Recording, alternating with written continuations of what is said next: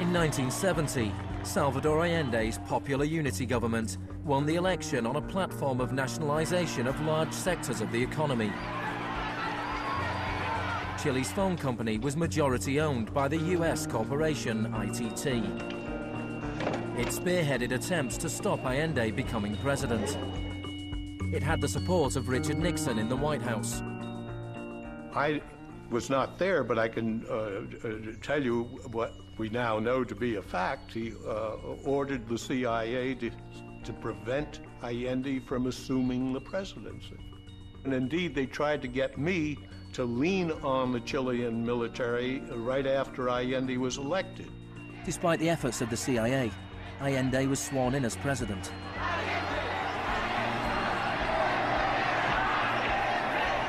Richard Nixon ordered the CIA director to make the economy scream. Señor Nixon es presidente de Estados Unidos y yo soy presidente de Chile. Yo no tendré un término despectivo contra el señor Nixon mientras el señor Nixon respete al presidente de Chile. Preparations began for the military coup. The Chilean Chicago boys started work on a 500-page economic blueprint called the BRIC. With US funding, everything was done to destabilize the economy. Truck drivers went on strike, bringing factories and shops to a standstill. There was a failed coup attempt on June the 29th, 1973. And then on September the 11th, with General Pinochet leading the army, the assault began on the presidential palace.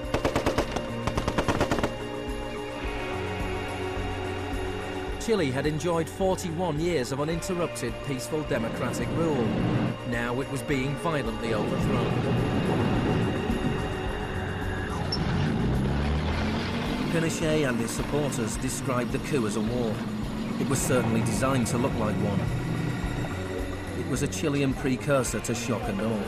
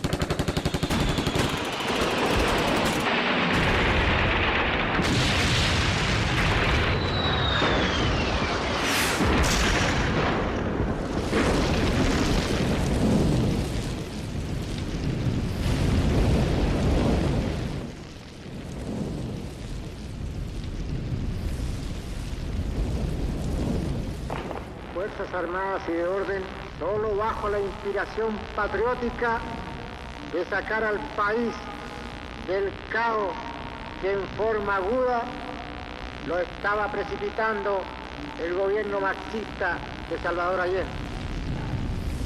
The Chicago boys delivered their economic blueprint, the BRIC, to Pinochet.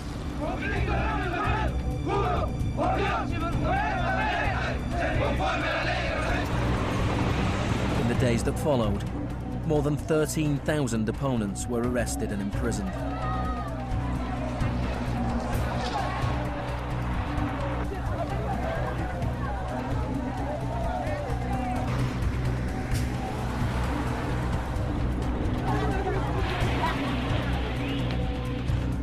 Thousands of prisoners were held in the National Stadium.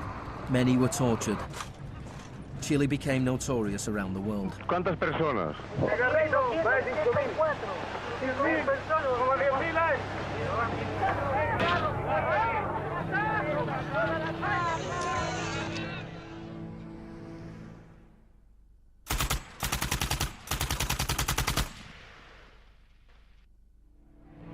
At the beginning of November, 5,000 prisoners were released. The 900 they left behind were transferred to other detention centers.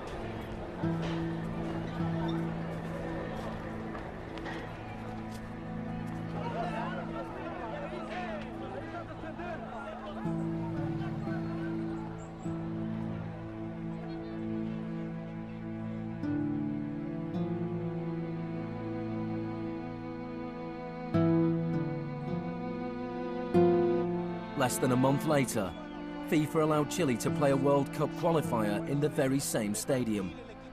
Their opponents, the Soviet Union, refused to play there, so Chile were allowed to score into an open goal and went through to the 1974 World Cup finals.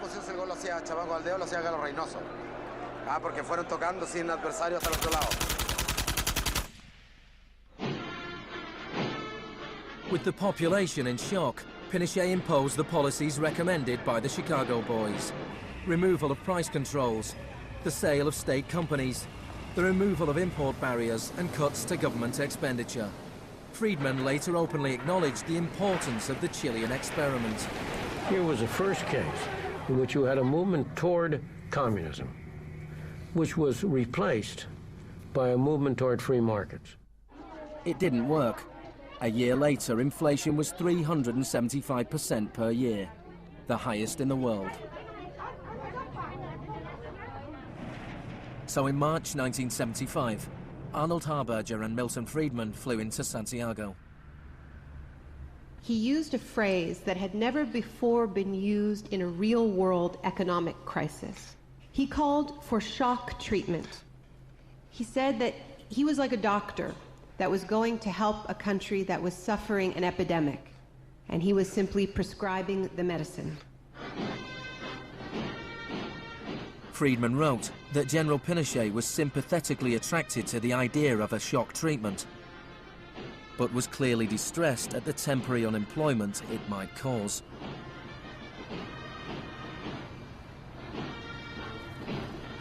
It rapidly became clear that Friedman's economic policies benefited the wealthy at the expense of the poor. It was calculated that a family trying to live on the average wage had to spend 74% of its income on bread. Items such as bus fares or milk became luxuries, and Pinochet got rid of free milk in school, a move that echoed the controversial policy of the young education minister in Britain, who would later become his friend.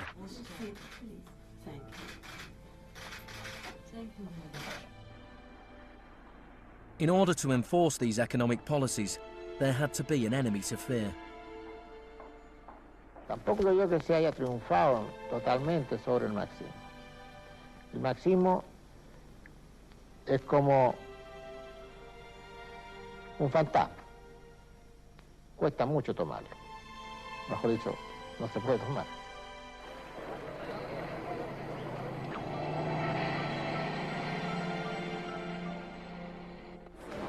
Friedman and Harberger argued that free market economics went hand in hand with freedom and democracy.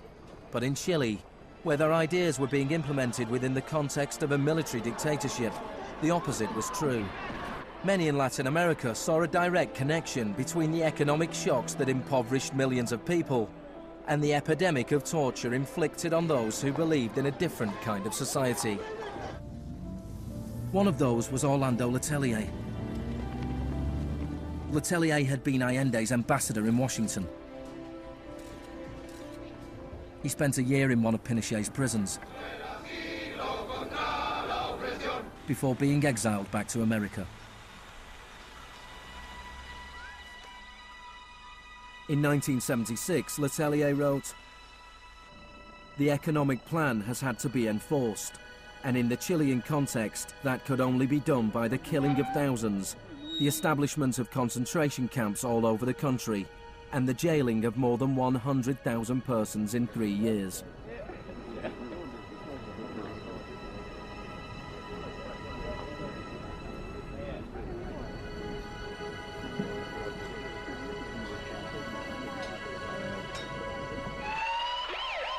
Less than a month later, Letelier was killed by a car bomb. Good evening. A powerful bomb today tore through a car as it was driving along Washington's usually quiet Embassy Row. The Chilean was Orlando Letelier, who also had been foreign minister during the last